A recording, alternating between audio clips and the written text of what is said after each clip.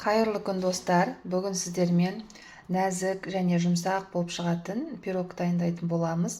Ол үшін бізге ұн 400-450 граммдай кетеді, жылы сүт, бір жұмыртқа, тұз, шекер, ашытқы және ерітілген сары май қажет болады. Мен қазір ыдыстағы сары майды ерітіп аламын. Менімен бірге болыңыздар.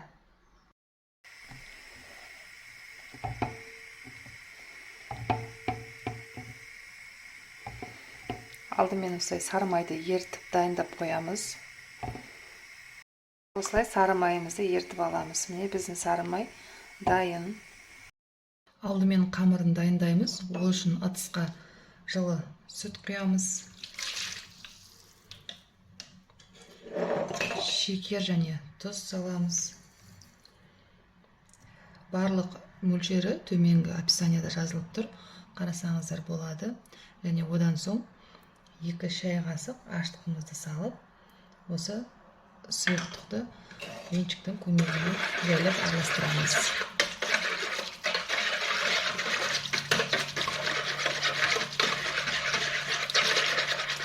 Қазіргі ашытқыларды алдын ала көтеріп алып қажет емес. Ұнды салып, бірден ашыта берсеңіздер болады. Одан соң бір жұмыртқа саламыз.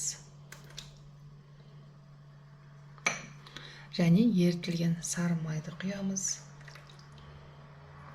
Тағы да жақсылап венчикпен араластырамыз.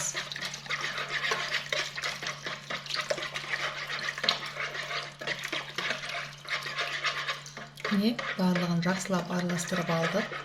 Енді аз-аздан ұнымызды сала отырып,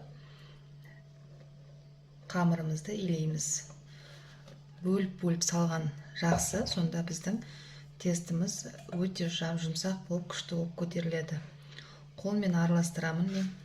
Өздеріңізге қалай ыңғайлы, солай араластырсаңыздар болады.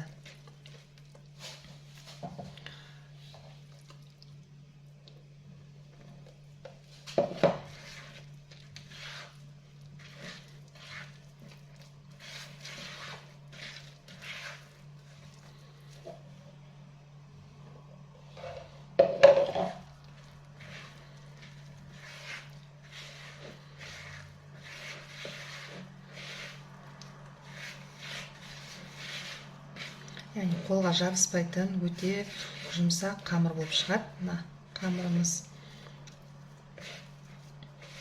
Көп ұн қоспаймыз. Мөлшердегі ұнды қоссаңыздар жеткілікті.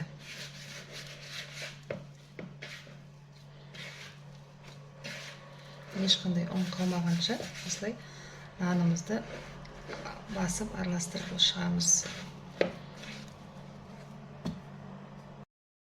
Міне біздің қамырымыз осындай болып шықты, өте жұмсақ. Міне, енді осыны көтерілуге 1 сағатқа жылы жерге қоямыз. Мен мұндай тапердің ыдысын пайдаланып жатырмын. Егер тапердің ыдысы болмаған жағдайда, кәдімгі кішкентай табақты алып, бетін сөткішпен жауып қойсаңыздар да жақсы көтерілетін болады.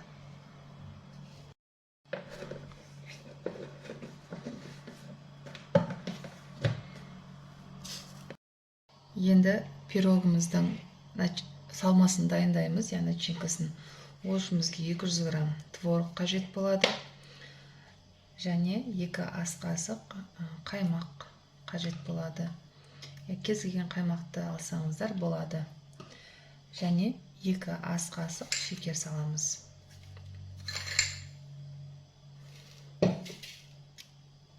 Одан соң бір жұмыртқаны жарып саламыз. Міне, барлық салманы салдық.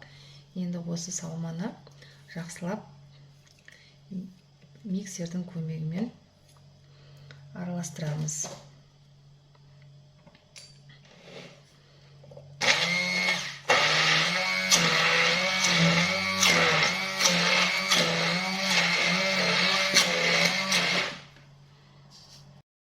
Міне, осылай салмасы осындай болады. Міне біздің қамырымыз 1 сағатқа жетпейтін уақытта көтерілді.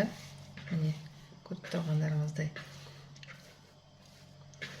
Енді осыны жақсылап қолымызбен басып илейтін боламыз тағы да бір рет.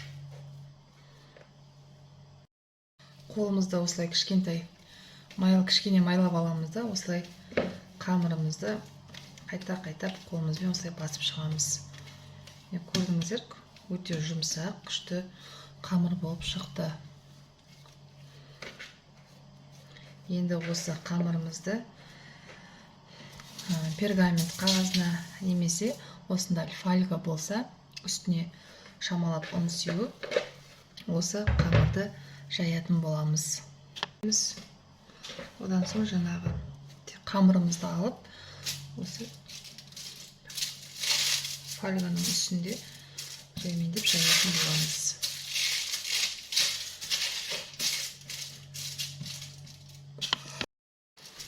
Осылай оқтаудың көмегімен оқты жұқа қылмай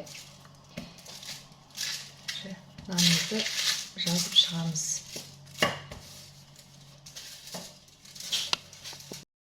Міне, нанды осылай жайып алдымын. Енді қарасаңыздар, міне, нанның қалыңдығы мықты жұқа да емес, қалың қылып жайдым.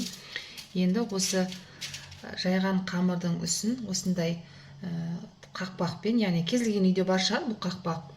Осылай белгілеп аламыз центрінен, және жан жағын осылай пышақтың көмегімен кесіп шығамыз.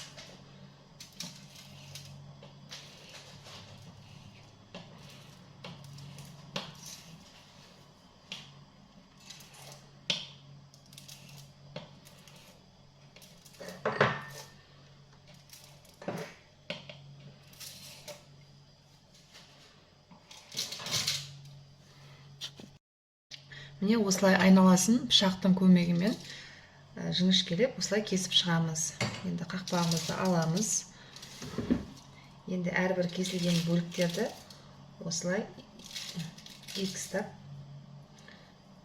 осылай жасап шығамыз. Видеодағыдай жасасаңыздар, сіздерде де өте әдемі шығатын болады.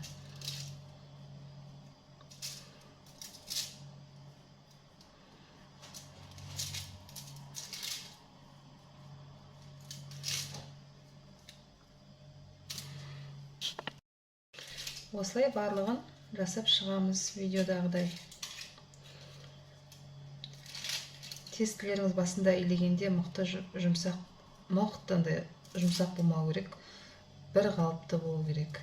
Міне, осылай барлығын жасап шығамыз. Қолымызбен шеттерін осылай басып шықсаңыздар. Енді осы дайын қамырдың үстін жұмыртқаның сарысымен байлап шығамыз. Бір жұмыртқаның сарысын осылай бөлек ыдысқа құйып алдым. Енді осындай щетканың көмегімен қамырымыздың үстіне осылай жап шығамыз.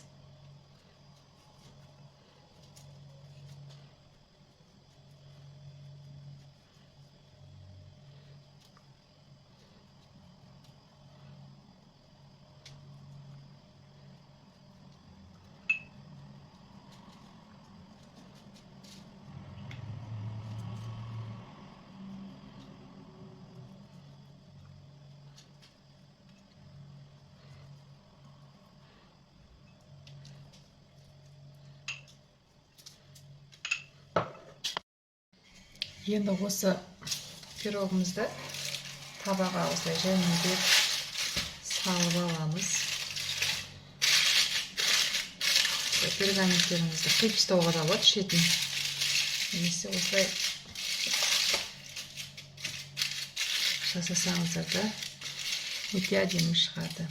Енді осы пирогтың үстіне жаңағы дайын салмамызды саламыз.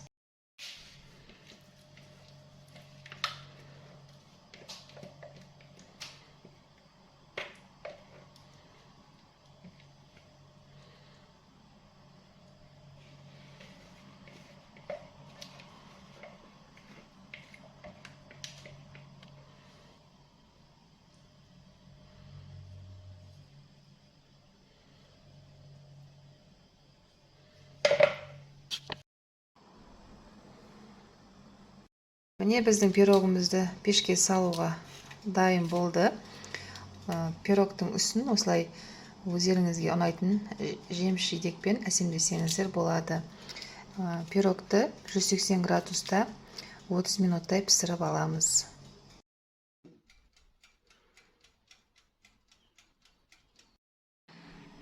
Мен сіздерге кесіп көрсетейін. Міне нанымыз өте жұмсақ, барлығы піскен. Иісі де өте керемет болып шығып жатыр. Сіздерге осы пирогты жасап көруге кеңес беремін. Егер менің рецептім сізге ұнаған болса, видеоға соңына лайк басып, комментарий қалдырып, менің каналыма тіркеліп кетуді сұраймын. Сау болыңыздар.